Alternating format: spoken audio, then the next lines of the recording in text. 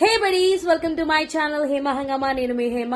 And ఇందాకే promo వచ్చేసింది, మన నామినేషన్స్ ప్రోమో. సో అందులో స్టార్టింగే మన మణికంఠ అందరికి ఇన్ని రూల్స్ గీల్స్ చెప్పే మణికంఠ పడుకొని ఉండడం చూపించారు. మనోడు అంతా మ్యాపింగ్ అని అర్థమైపోతుంది నాకు.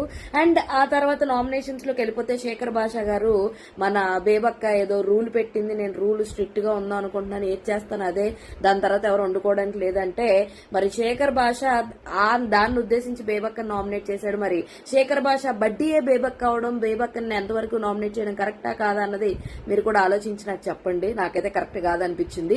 ఇంకా చాలా ప్రాబ్లమ్స్ ఉన్నాయి, బట్ ఓన్లీ ఇదే టార్గెట్ చేయడం కరెక్ట్ కాదనిపించింది. ఇంకా నాబెల్ మాట్లాడిన పాయింట్ నాకు కరెక్ట్ అనిపించింది. ఇంకా సీత అండ్ నిఖిల్ యాటిట్యూడ్ చూపిస్తూ మీసాలు తిప్పుకోవడం ఎంతమందికి కరెక్ట్ అని అనిపించింది చెప్పండి. అండ్ సీత ఆర్గ్యుమెంట్ ఎంతవరకు కరెక్ట్ అని అనుకుంటున్నారు?